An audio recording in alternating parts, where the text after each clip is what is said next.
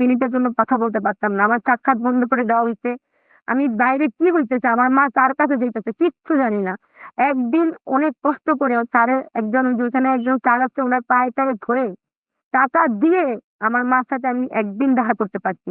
সেই দিন আমার মাকে আমি একটা কথা বলছিলাম, আম্মু এটা দুনিয়ার জাহান্নাম।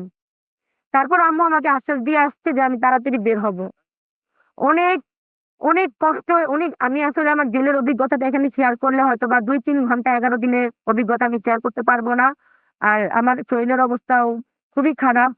আমি এখানে আসছি শুধুমাত্র আপনাদের প্রশ্নের কিছুটা কিছুটা উত্তর দেওয়ার জন্য। আমি কিছু কিছু জিনিস হাইলাইট করি।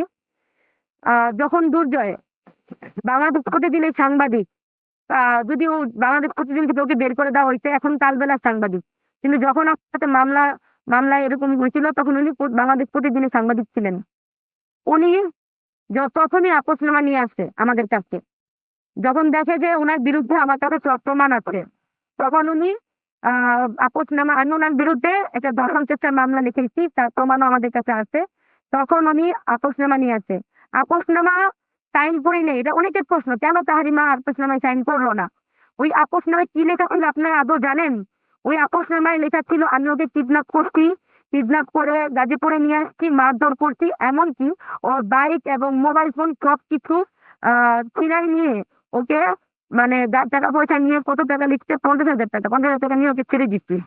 কিন্তু ওই মিডিয়াতে এসে বসে হচ্ছে 50 কোটি টাকা নিচ্ছি। ওই ফকিন্নির বাচ্চার কাছে 50 কোটি টাকা আসলো কিভাবে? ফকিন্নির বাচ্চা 50 কোটি টাকা, ওর অফিসার, বাংলাদেশ প্রতিদিনের অফিসারের কাছে 50 কোটি টাকা আছে, গুনতে পারবে 50 কোটি টাকা ও যে আমাকে 50 কোটি দিবে? তারপর এই মামলায় আমাকে যখন আপোসনামায় এত কিছু লেখা, তখন আমি বলছি আপনারা যা যা লিখছেন তার একটাও আমি পড়ি নাই, আমি আপোসনামায় কেন সাইন করবো? ওখানে আমার সাথে আরো 3 জন, এই মামলার আসামি হচ্ছে মোট 4 জন। তার নাম্বার 1 নাম্বার বিবাদী আমি, প্রধান আসামি আমি, আমাকে বানানো হয়েছে। তো ওইখানে উনি যা যা উনি আমাকে 6টা ধারা দেওয়া হয়েছে। 6টা ধারার মধ্যে কিছু ধারা আপনারা শুনলে অবাক হবেন। মামলা বাণিজ্য, প্রতারণা, চাঁদাবাজি, মারধর, চুরি, এই ধারাগুলো কোনোটাই আমি কখনো করি নাই।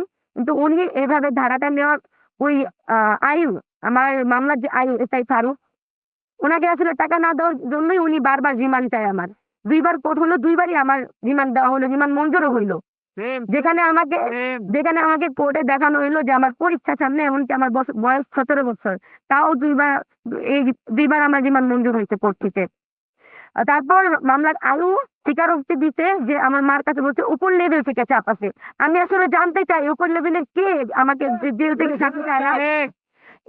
এটা আমাকে অনেক আগেও বলা হয়েছে যে ওই দুর্জয় যখন মামলা লিখাইতে যায় তখনও সেম কথাটা শুনছি, উপর লেভেলের আদেশ আছে, উপর লেভেলের আদেশ থেকে আমাকে মামলায় পাঠানো হয়েছে।